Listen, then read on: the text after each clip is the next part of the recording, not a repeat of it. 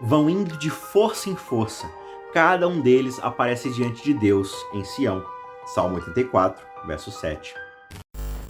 Se nós formos aplicar essa expressão de hoje, a gente poderia dizer que carreiras, que empresas, que projetos, que equipes esportivas vão de força em força. Ou seja, elas vão ali no embalo, um passo após o outro, cada vez com mais intenção, com mais desempenho. Normalmente, essa expressão vão de força em força é devido a algum trabalho árduo, alguma perseverança que essas equipes, esses times, essas empresas acabam desenvolvendo. Só que aqui no Salmo 84, ambas essas suposições, elas são desafiadas. Em primeiro lugar, é o povo de Deus que é descrito aqui como indo de força em força. E esse pensamento é até bastante interessante, porque geralmente nós falamos de coisas impessoais. Por exemplo, a Bolsa de Valores está indo de força em força, ou seja, ela está cada vez mais galgando maiores alturas. Ela sobe um pouco, já pega embalo para subir mais um pouco. Ela vai de força em força. Mas a nossa experiência pessoal é exatamente o oposto. Quando a gente olha o nosso dia a dia, a nossa realidade, né? Mesmo nos nossos dias de grama mais verde, a gente pode estar cheio de vida, cheio de empolgação, mas não é verdade que sempre vai chegar aquele momento, aquelas horas da nossa vida, aqueles episódios, onde na verdade acaba sendo mais da força para a fraqueza? Como é que a gente pode passar então da força para a força? Uma trajetória dessas vai contra tudo aquilo que a gente conhece na própria natureza da nossa vida. Só que vamos olhar aqui para o contexto desse salmo de hoje.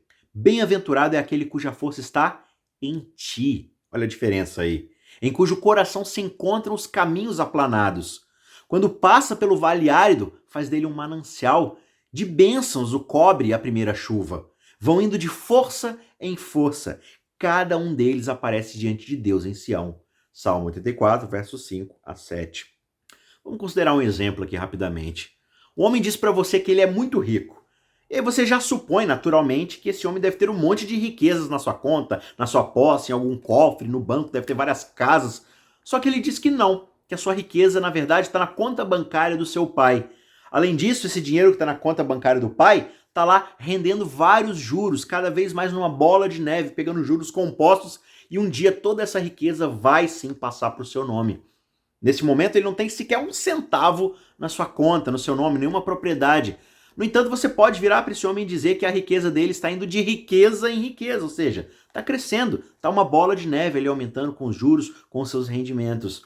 E assim é com a força. O cristão não tem uma força em si mesmo que vai crescendo. Na verdade, a nossa força, quando dependendo de nós mesmos, ela só diminui. O cristão é chamado para viver no mundo da mesma forma que o nosso Senhor viveu. Nós damos a outra face, ou pelo menos deveríamos dar. Nós caminhamos a segunda milha. Nós perdoamos os nossos inimigos. Respondemos ao mal com bênção, com o bem. Isso tudo é meio que papo de gente que é fraca, sabe?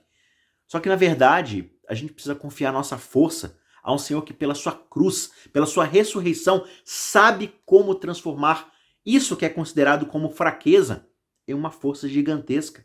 Em toda a nossa fraqueza, a nossa oração deve ser como o versículo 9 desse salmo. Olha, ó Deus, escudo nosso, e contempla o rosto do teu ungido. Aqui está o segredo da verdadeira força. A nossa força não está em nós mesmos. Nós não podemos nos proteger por conta própria. Só que nós temos um escudo no céu que é suficientemente forte para todos nós. Outro nome para esse escudo é ungido ou Messias. Ele é a nossa proteção e a nossa força. Portanto, ele é aquele para quem nós olhamos. Tal como o Pai confia todas as coisas a Cristo, também nós confiamos a nossa força a Ele. E esse é um investimento que, pode ter certeza, vai pagar dividendos eternos. Ou como é dito para a gente na Bíblia, não me envergonho, porque sei em quem eu tenho crido e estou certo de que Ele é poderoso para guardar aquilo que me foi confiado até aquele dia. Isso é Paulo dizendo para Timóteo lá na segunda carta, no capítulo 1, verso 12. Só que, entretanto, ele também diz: por isso não desanimamos, pelo contrário, mesmo que o nosso ser exterior se desgaste, o nosso ser interior se renova dia a dia. Isso está lá em 2 Coríntios, capítulo 4, verso 16. No fim das contas, o mundo inteiro segue esse padrão que é da força à fraqueza. Por quê? Porque o mundo inteiro acredita nessa mentira de que existe força dentro de nós mesmos. Só que o cristão, ele é diferente. Nós conhecemos a força que está em Cristo. E por isso nós experimentamos essa força que vai de força em força, desde agora até o final. A nossa força está nele.